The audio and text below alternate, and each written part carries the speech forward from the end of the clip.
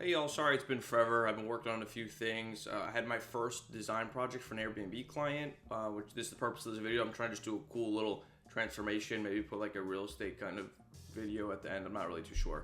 And I have another Airbnb that I'm working on. It's my personal Airbnb, and that one will be in a separate video, but I'm super excited about it. It's almost done. It's going to be something that you've never seen. It might, I don't know. I don't think anyone's ever done something like it, so I'm really excited for it. But anyway, this video is just gonna be the first design project. You let me know how it is. Maybe it's cool, maybe it's not. Let me know. So y'all, this is the space. This is basically an add-on to a single-family home. It was done by the previous owner, but it's a really good candidate for this kind of Airbnbable space. It has its own entrance. It's separate from the rest of the house. You know, it still has the central air. Obviously, it has a wall unit in there, which isn't 100% preferable, but listen, it still works. It also has like a pool in the backyard. It has a really nice deck. There's a lot of things that are, really, makes this a strong candidate for the future. Just needs a little bit of love. So that's exactly what we did. Y'all, you've heard me talk about theming before. The start of any good theme is the paint that you choose, right? Whether it be accent walls, whether you repaint the whole space. We opted to repaint the whole space for this theme. I was inspired by a little sunset lamp. It was actually my girlfriend's idea. If you don't know, they like these little lamps. They have like a wide circular lens, and they when they're plugged in, they put a really cool light, on a ceiling or other space that kind of replicates the sunset. So that was kind of the vibe here. So we picked this nice little yellow. We have this orange here, and you'll see in a second, we also have this pink that I think was literally called Sunset Drive. So, just painted all these things. It really livens up the space, really makes it look fresh, and it definitely sells the theme as well. So, yeah, painting honestly is one of my favorite parts. It's always satisfying. So there's this time lapse for y'all. Hopefully you agree with me. And here's that sunset color, that pink color. We used it in here. We also used it like in the little in-between space that you're gonna see here in a second. This is where we're gonna put like a little coffee station. That was my idea, at least anyway. This video is just me showing you the before and after. I thought it would look really, really good. We didn't paint the trim, which is probably something we'd all opt to do next time, just because once you repaint the whole wall and you keep the trim with all the scuffs and stuff, it really doesn't emphasize the cleanliness. But still, it still came out really good. I'm really happy with it.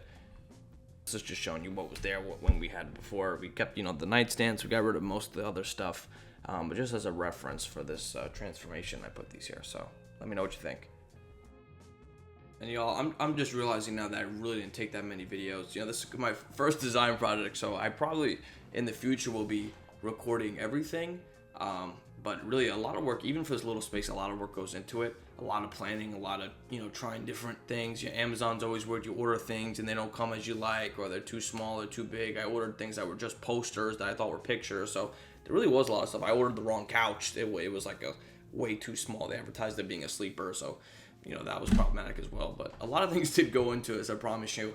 But I think it came out really good. I'm trying to format these videos where like the first part is kind of the fun part, right? Like we go through like a vlog kind of style and see, what we're doing, time lapses, the before and after kind of space. And then the second part of the video, I want to be like those really fancy real estate videos that I even bought like a little gimbal for it and stuff that you kind of just follow, and do the nice little pan shots, whatever. So whatever, those are in here too. They're about to pop up on your screen here in a second. So yeah, let me know what you think. First design project in the books. So here it is.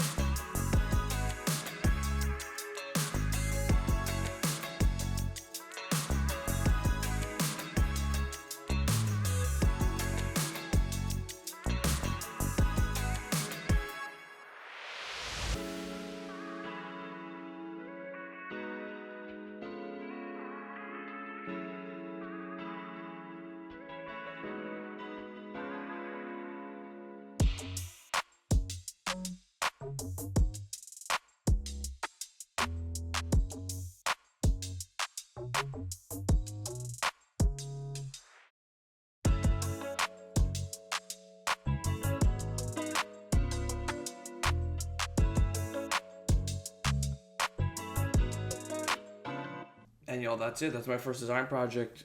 Please be kind. That's the first time I've ever done this stuff. So I don't really know how to use the gimbal. The camera I just bought is brand new. I have no idea how to use these expensive cameras. It's like a whole. I mean, no wonder photography you can learn in school. There's you just go so in depth. I mean, talk about like lenses. I'm getting off topic. Anyway, yeah, be kind. This is my first project. First time recording it, so. Just like everything else in my life, I'll make a system for it. It'll continuously get better. But yeah, I'd like to start doing this. I think it's really fun. And wait on my next project. It's almost done. Hopefully, I'll finish it within the next week. This one is going to be really cool. Hopefully, I can't even mess up the video because there's just so much going on. There's so much design. It's so thoughtful. It sprouted from my head, and me and my mom actually were the main ones that. My mom is really the main one that she picks out the stuff, and I kind of just check off things. But we make a really great team, and I'm super excited to share that. So yeah, I hope you thought that was cool. I like doing that sort of stuff. I think it's really fun, and I really think it's that's how you really stand out. Even at a space like that, you could make vibrant, make lively, make welcoming, make comfortable. So that's kind of what I'm trying to emulate here with the theming. And also, just as a tidbit, I would do things differently. I would always put a sleeper sofa that's kind of like a pull out, not a pull out like that pulls onto a bed, not like there's some sort of distinction. I'm not really too sure. Sleeper sofa can mean anything from a little piece underneath that comes out that kind of looks like a bed to like the actual pull out couches, I think. So I don't know. It was very confusing, but I would definitely put that in there. Especially for a smaller space, kind of just to get to that 4 mark. I did do market research, and the difference between 3 and 4 is not really crazy anyway.